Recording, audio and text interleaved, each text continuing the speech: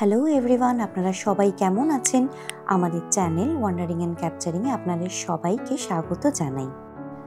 আমার ভিডিওগুলি আপলোড করতে একটু দেরি হচ্ছে, জানি তাতে আপনারাও বিরক্তি বোধ করছেন, তার জন্য অনেক দুঃখিত। আসলে কাজের চাপে এই সমস্যাটি হচ্ছে। আমি তাও চেষ্টা করছি যত তাড়াতাড়ি সম্ভব আপলোড করার। আপনাদের পাশে থাকাটা অনেক জরুরি এবং যারা পাশে আছেন তাদের জন্য অনেক অনেক ধন্যবাদ। চলুন আজকের পর্বটি শুরু করা যাক। মিশর মানেই শুধু পিরামিড, মমি বা ফেরাও নয়। মিশরে আরও অনেক অ্যাডভেঞ্চার করার জায়গা রয়েছে। সেই সব কিছুরই অংশ থাকবে আজকের ভিডিওতে। কায়রো থেকে আসওয়ান পৌঁছানোর গল্প আগের পর্বেই দেখিয়েছিলাম, যারা দেখেননি তারা অবশ্যই দেখবেন। আসওয়ানে আমরা বুক করেছিলাম 3 রাত 4 দিনের জন্য লাক্সারি ক্রুজ। এর সাথে আর কি কি করলাম প্রথম দিন আসওয়ানে সব থাকবে এই পর্বে। চলুন শুরু করা যাক। একটা ড্যাম বানাতে গিয়ে পুরো একটা জনজাতি ভেসে গেছিল, ভাবতে পারেন। Welcome to Aswan. আমরা আসওয়ানে চলে আসলাম। নাইলিয়ার ভালোই ছিল, কষ্টে জাস্ট লাগেজ পেলাম। এবার বেরোবো। আমাদের রিপ্রেজেন্টেটিভ ক্রুজের লোক এয়ারপোর্টের বাইরে দাঁড়িয়ে রয়েছে, বারবার ফোন করে চলেছে, এদিকে আমাদের লাগেজই আসে না। জাস্ট পেলাম, বেরিয়ে পড়বো এখনই আমরা আসওয়ান হাই ড্যাম দেখতে আর শিলা টেম্পল দেখতে। শিলা টেম্পল দেখে আমরা ক্রুজে চেক ইন করবো। ক্রুজের চেক ইন টাইম যেহেতু 2টোর পরে, তাই কিন্তু আমাদের আগেই ঘুরে নিতে হচ্ছে।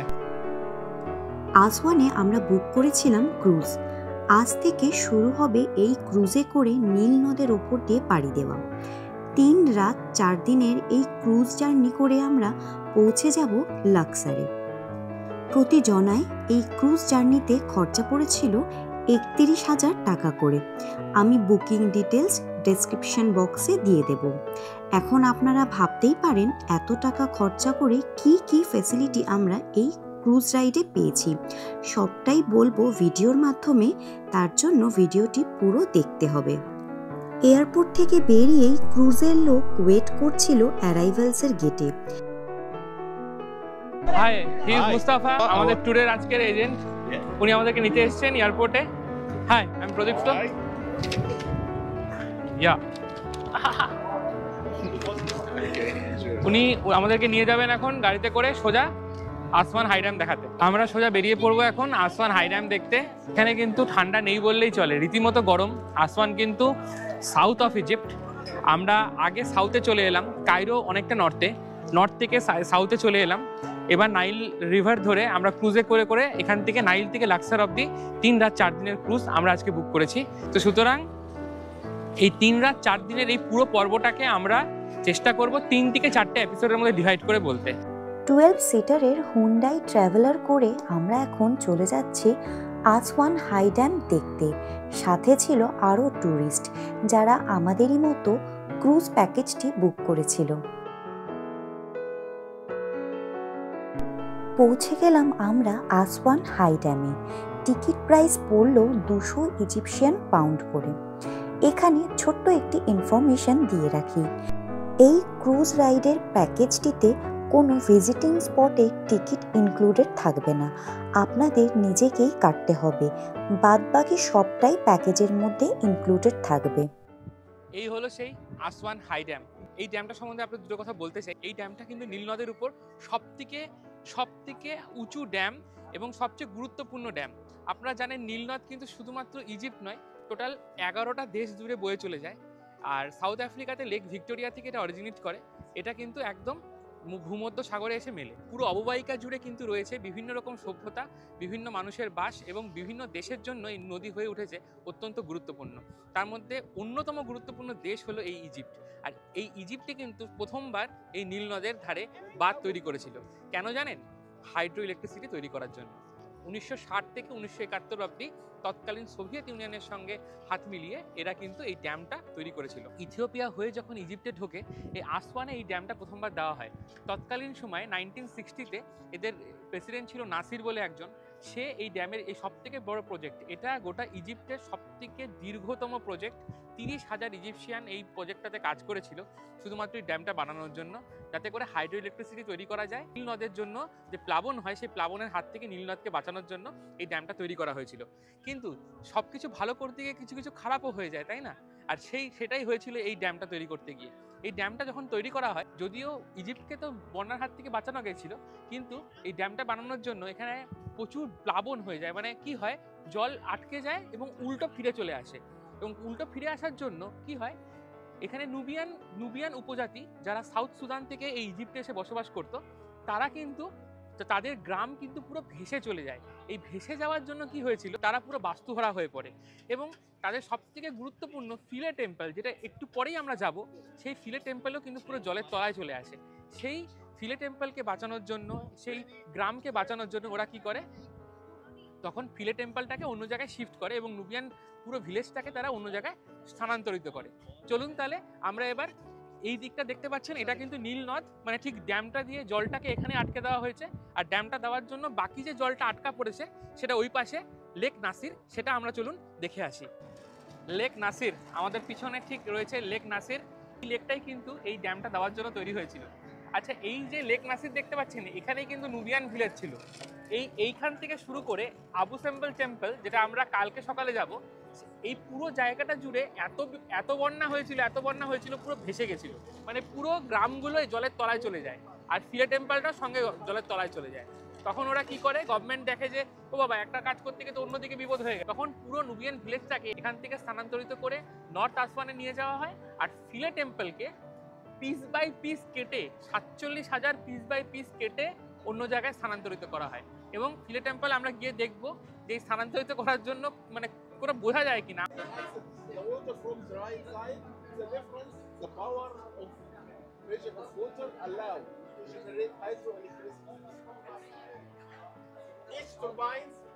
একশো 11 মিটার এই ড্যামটার উচ্চতা।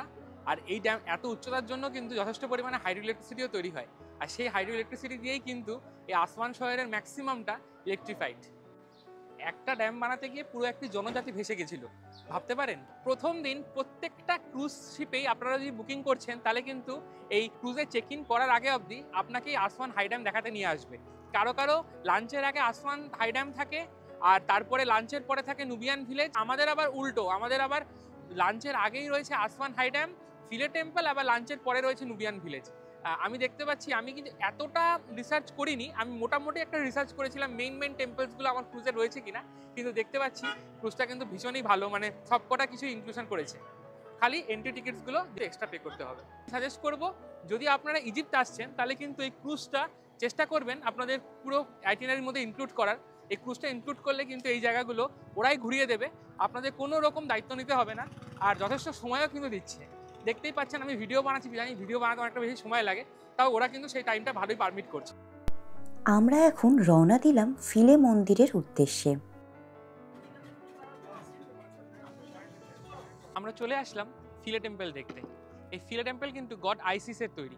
টিকিটের খরচা পড়লো 550 Egyptian pound per person. So আমরা এখানে ক্রেডিট কার্ড দিয়ে আমি পে করে দিলাম। আমার জিরো মার্কআপ স্কেপিয়া ক্রেডিট কার্ড রয়েছে, আপনারাও চাইলে অন্য ক্রেডিট কার্ড ইউজ করতে পারেন। জিরো মার্কআপওয়ালা কার্ড ইউজ করবেন, তাহলে কিন্তু কনভার্সন চার্জটা পড়বে না। জাস্ট গুগলে যে রেটটা দেখাচ্ছে ওই রেটটাই আপনার বিলে চলে আসবে। তো আমি zero markup credit card use করি। এটা একটা সিম্পল হ্যাক। ইন্টারন্যাশনাল ট্রাভেল করতে গেলে কিন্তু এই হ্যাকটা আপনারা অবশ্যই ইউজ করতে পারেন। এই ফিলে টেম্পল কিন্তু 1971-এ যখন ওই ড্যামটা তৈরি হয়, আসওয়ান হাই ড্যাম, তারপরে কিন্তু ওখান প্লাবনটা হয়ে যাওয়ার পরে এই ফিলে টেম্পলটা রিলোকেট করা হয়। ওই 1970s-এর ওই পুরো কয়েক বছর ধরে, 30 মান্থস ধরে 47,000 পিস কেটে এক জায়গা থেকে এক জায়গায় নিয়ে যাওয়া হয়েছিল। সেই মন্দিরটাই হচ্ছে আমরা এখন দেখতে যেতে চলেছি। আমরা পৌঁছে গেলাম ফিলে মন্দিরে। এই মন্দির শুধু তার সৌন্দর্য বা স্থাপত্যের জন্য বিখ্যাত নয়, বরং এর সাথে জড়িয়ে রয়েছে অসাধারণ গল্প। আমরা সেটি জানতে পারলাম আমাদের গাইড দাদার থেকে। এই মন্দিরটি দেবী আইসিসের মন্দির। আইসিস হলেন যিনি জাদু, মাতৃত্ব এবং প্রকৃতির দেবী। মিশরীয় পুরাণ অনুযায়ী আইসিস ছিলেন খুবই শক্তিশালী একজন দেবী। তার স্বামী ছিলেন ওসিরিস, যিনি ছিলেন মৃত্যু এবং পুনর্জন্মের দেবতা। ওসাইরাসকে তার ভাই সেত হত্যা করেন এবং শরীরের টুকরো টুকরো করে ফেলে দেন, কিন্তু তারপর আইসিস তার অসীম ক্ষমতা দিয়ে সেই টুকরোগুলিকে খুঁজে বার করেন এবং ওসাইরাসকে পুনর্জীবন দান করেন। এই মন্দিরটিতে দেবী আইসিসের পাশাপাশি পূজিত হন তাদের পুত্র হোরাস, যিনি ছিলেন আকাশের দেবতা। ফিলে মন্দিরের দেওয়াল জুড়ে খোদাই করা আছে এই সব পৌরাণিক কাহিনী। এইখানে দেবতাদের জীবন, তাদের যুদ্ধ, তাদের প্রেম সবকিছুই যেন জীবন্ত হয়ে আছে পাথরের গায়ে।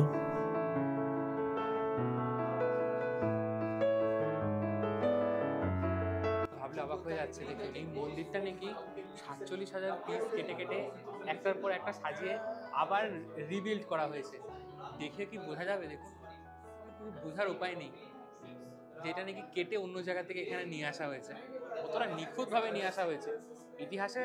ইতিহাসের প্রচুর জিনিস এখানে তো রয়েছে, কিন্তু এই আর্কিটেকচারকেও একবার সাবাসী না দিলেই নয়। টেম্পল অফ হাথর মানে এই কিন্তু গডেস অফ মিউজিক, তাই দেখুন ইনার টেম্পল কিন্তু রুফলেস, রুফ নেই।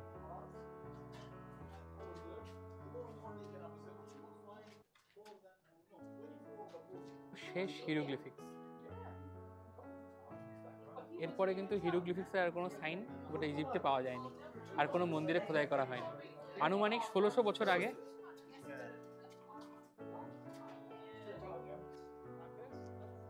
ইনি হচ্ছেন হাথর, যিনি মিউজিক অফ গড, আর ইনি হচ্ছেন ইনার অ্যাসিস্ট, ইনাকে লোকাল গডও বলা হয়।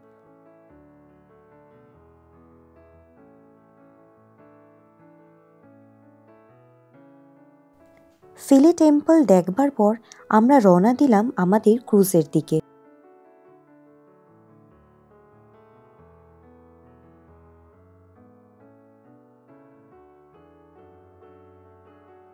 এখন একটার পর একটা জাহাজ কিন্তু পরপর এরকম লাগানো থাকে। এই মাঝখানের যে জাহাজটা, সেটাতে আজকে আমরা রয়েছি। প্রথম দর্শন আমাদের ক্রুজের, এই হলো আমাদের ক্রুজ।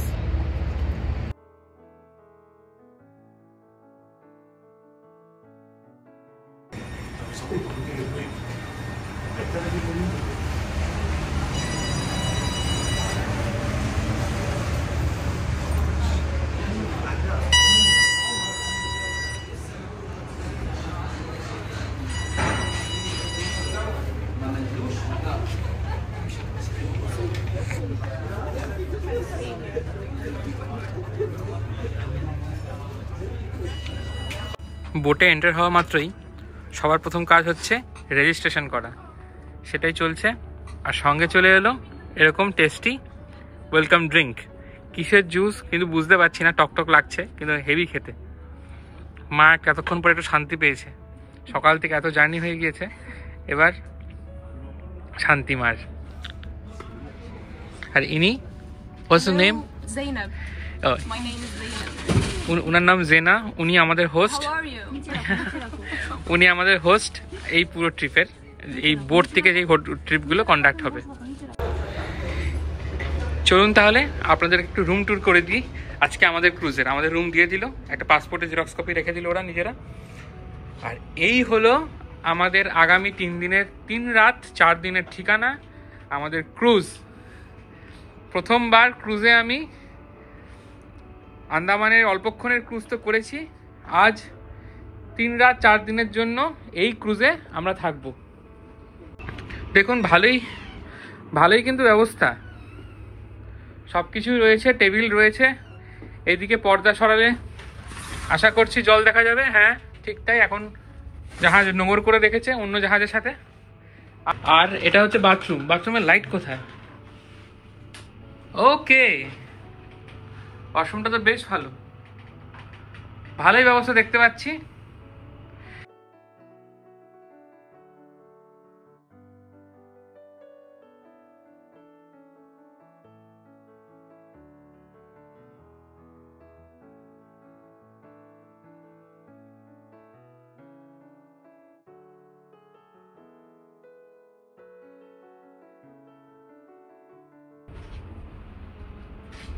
সব মিলিয়ে আর দারুণ ব্যাপার, ভীষণ এক্সাইটেড লাগছে।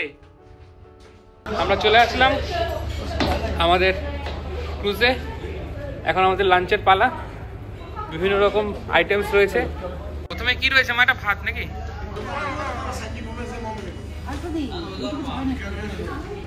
ও গরম গরম ভাত। মা দাও তো একটু। ও মা,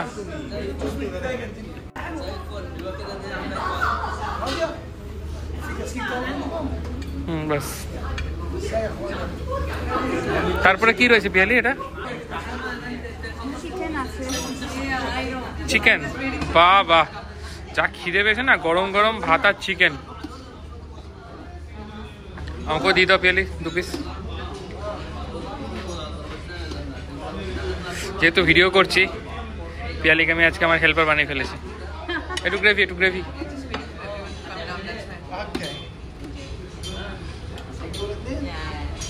নেক্সট স্ম্যাশ পটেটোস। বাহ, এই না হলে বাঙালি। আলু সেদ্ধ, আলু সেদ্ধ ভাত মাংস। গরম গরম আলু সেদ্ধ, সবজি ভাজা অল্প, আমাকে অল্প। পিয়ালি সবজি খাবে না, পিয়ালি শুধু মাংসাশী।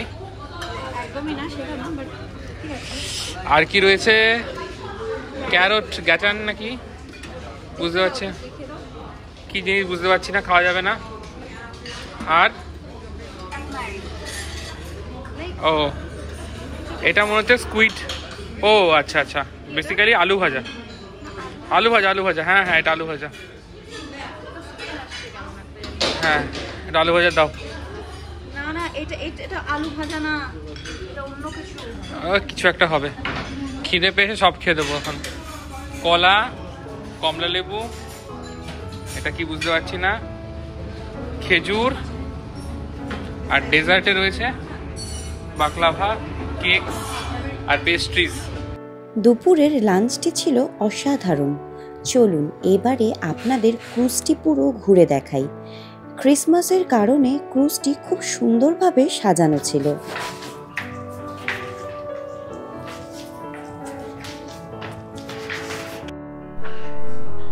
ক্রিসমাসের জন্য কিন্তু খুব সুন্দর করে সাজানো রয়েছে এই পুরো ক্রুজটি। আর এই ক্রুজে শুধু থাকা, খাওয়া বা আনন্দ করার ব্যবস্থাই নয়, শরীর চর্চা করারও জায়গা রয়েছে। দেখুন, রয়েছে জিম। জিম বলতে এখানে 2টি ক্রস ট্রেনার, 2টি ট্রেডমিল রয়েছে। রয়েছে পুল টেবিল, কেউ যদি পুল খেলতে ইচ্ছুক হয় তার জন্য রয়েছে পুল টেবিল। রয়েছে দোকানপাট, যদি কেউ কিনতে ইচ্ছা হয়।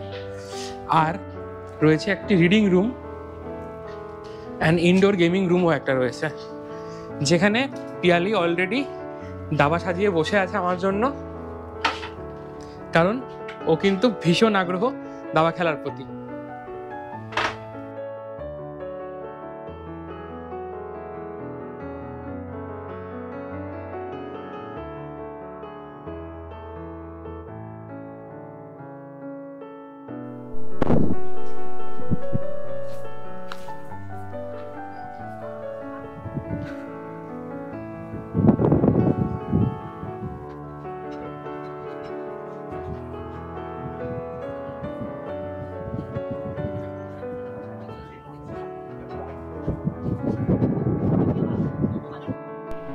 আমরা এখন বেরিয়ে পড়ছি নুবিয়ান ভিলেজ দেখতে।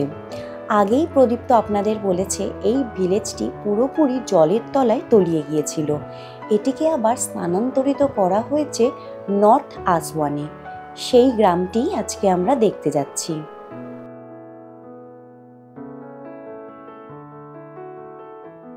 নীল নদের জল কিন্তু সত্যি নীল। দেখুন আমার পিছনে যে জলটা, এটাই কিন্তু নীল নদ। এতদিনের ইতিহাসে পড়া এত কিছু এই নদী সম্বন্ধে, আজ তার উপর দিয়ে আমি আর পিয়ালি ভেসে চলেছি, সঙ্গে মাকে নিয়ে।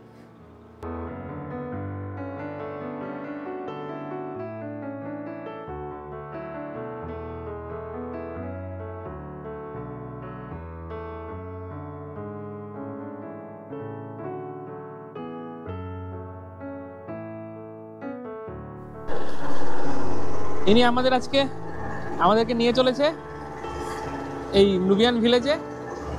ইনি হচ্ছে আমাদের আজকের গাইড। তো আমাদের এই 3 জনের জন্য কিন্তু একটা গোটা বোটই দিয়ে দিয়েছে ওরা, আমরা সেভাবেই চলেছি। আর দেখুন কি অসাধারণ দৃশ্য দেখা যাচ্ছে, এই পালতোলা নৌকা, নীল জল, স্যান্ড কালারের বিল্ডিং এ মোড়া এই আসওয়ান শহর, সব মিলে এক মায়াবী দৃশ্য তৈরি করছে। এই পড়ন্ত সূর্যের সময় এই মায়াবী দৃশ্য কিন্তু দেখতে দারুণ লাগছে, মানে ভাষায় বলে বোঝাতে পারবো না, এতটাই সুন্দর এই জায়গাটা। এই পালতোলা নৌকাগুলোকে ফালুকা বলা হয়। এগুলো কিন্তু মোটর বোটে চলে না, এগুলো কিন্তু এই পালের হাওয়াতেই চলে। ওরা কিভাবে দেখুন, ওই যে সামনে দেখা যাচ্ছে বৈঠা দিয়ে ওরা কিছুটা টানছে, এভাবে চালায়। আর আমাদের বোট কিন্তু সেরকম নয়, আমাদের কিন্তু নর্মাল স্পিড বোট বা মোটর বোট যেটাকে বলি আমরা।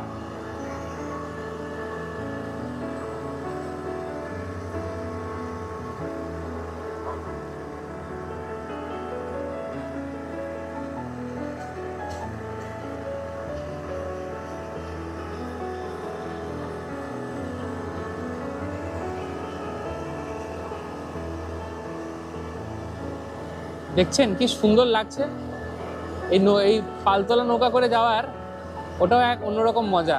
যাই হোক, সেটা আর এবারে হবে না। আর খুব যে বেশি ইচ্ছে করছে তাও নয়, একই রকম জার্নি, খালি ওটা পালতোলা নৌকা, এটা স্পিড বোট।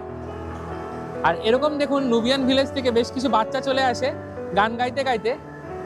শুধুমাত্র এরা এসে গান গায়, এরকম জলের মধ্যে ঝাঁপিয়ে পড়ে এরকম কোনো একটা বোট আঁকড়ে ধরে গান গায়, এবং অবশ্যই শেষে টিপস চায়। নুবিয়ানরা কিন্তু খুব যে বেশি উন্নত তা নয়, আর এরা কিন্তু পুরো আফ্রিকান জনজাতি।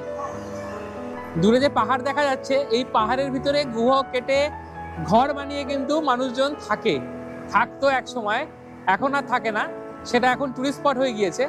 অনেকে কিন্তু সেগুলো দেখতে যায়। পৌঁছে গেলাম আমরা নুবিয়ান ভিলেজে।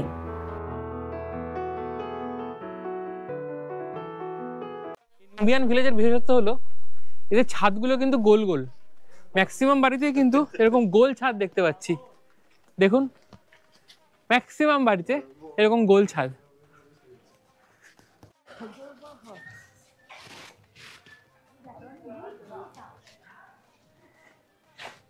এই গরমের মধ্যেও এই কুকুরগুলো দেখুন কিন্তু যথেষ্ট লোমশ।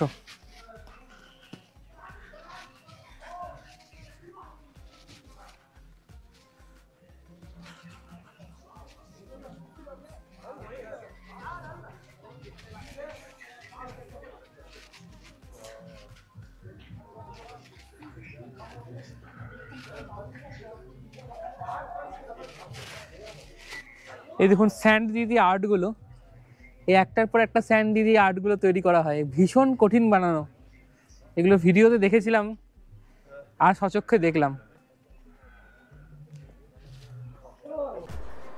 আসওয়ানের আদিবাসীদের বলা হয় নুবিয়ান, এবং জানা যায় নুবিয়ানরা হস্তকলায় এবং ভাস্কর্যের জন্য বিখ্যাত ছিল। তা আপনারা এই গ্রামের সৌন্দর্য দেখলেই বুঝতে পারবেন। শুধু দোকানে দোকানে জিনিসপত্র বিক্রি নয়, তাদের ঘরবাড়িও রঙিনভাবে আঁকা এবং বৈচিত্র্যপূর্ণ।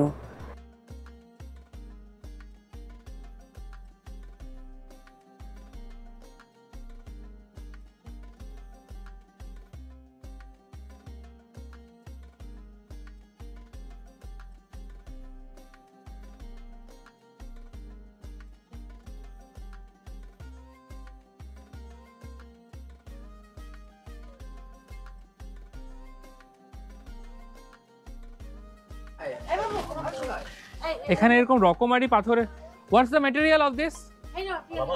হ্যাঁ, আলাবাস্তা কি বলো? দেখুন এই পাথরগুলোকে আলাবাস্তা পাথর বলে। এই এরকম কালারফুল পাথরের কিন্তু বিভিন্ন রকম পাথর বাটি এখানে কিনতে পাওয়া যায়, আর তারই প্রচুর সম্ভার রয়েছে এই দোকানটাতে। কিন্তু এগুলো, this is basalt, this is marmar, and this is marmar stone. Okay, এগুলো মারমার পাথরের, this granite, আর এগুলো গ্রানাইটের। কত রকম ফের এখানে রয়েছে।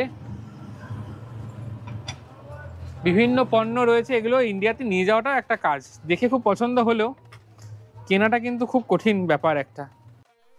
এরকম আলাবার্তা বা পাথরের বিভিন্ন রকম জিনিস, এই পিরামিড আর পাথর বাটি এই প্রত্যেকটা দোকানে পাওয়া যাচ্ছে। আর মশলা, এখানকার মেন পণ্য হচ্ছে মশলা, চা, হস্তশিল্প কিছু রয়েছে, আর পাথরের জিনিসপত্র। এই হচ্ছে নুবিয়ান ভিলেজের খাসিয়াত। আর রয়েছে এরকম কালারফুল উট।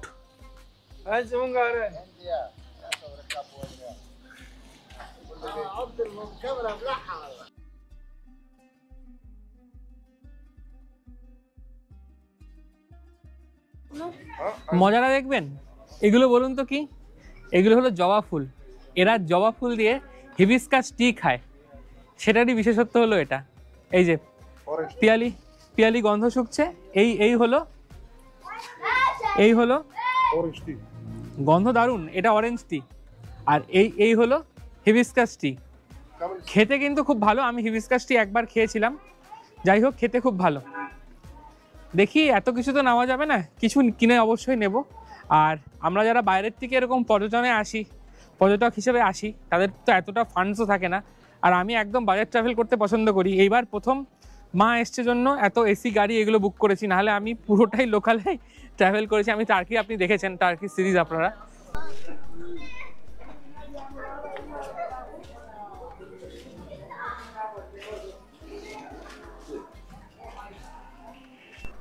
একটি ছোট বাড়ির ভেতরে আমরা ঢুকলাম একটু চা খাবো বলে।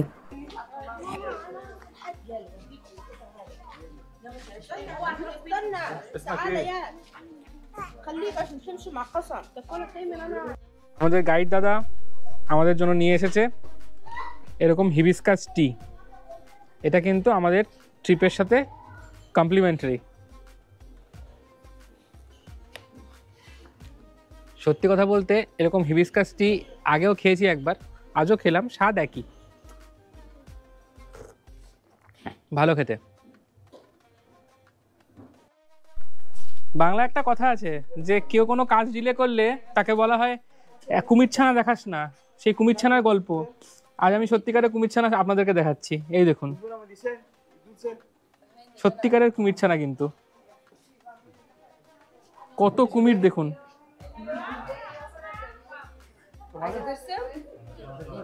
নুবিয়ান ভিলেজে কিন্তু এরকম নানা রকম জিনিসপত্র রয়েছে, যেমন প্রসাধনী রয়েছে, যেরকম ঘর সাজানোর জিনিস রয়েছে, সেরকম রয়েছে এরকম কুমিরও। এই দেখুন, কুমিরের বাচ্চা হাতে নিয়ে চলেছে। এই দেখুন, কুমিরের বাচ্চা হাতে ধরে নিয়েছে। আজকের দিনের শ্রেষ্ঠ মুহূর্ত, পিয়ালি একটা কুমিরের বাচ্চা ধরে নিয়েছে। এটা কিন্তু রিয়েল কুমির, এটা কিন্তু রিয়েল কুমির। কুমির আর কুমিরের মালকিন। আজকের ভিডিওটি আমরা এখানেই শেষ করছি। আপনাদের কেমন লাগলো অবশ্যই আমাদের কমেন্টে জানাবেন, আমরা অপেক্ষায় থাকব। সবাই খুব সুস্থ থাকবেন, ভালো থাকবেন এবং মন খুলে ঘুরবেন। দেখা হচ্ছে পরের ভিডিওতে।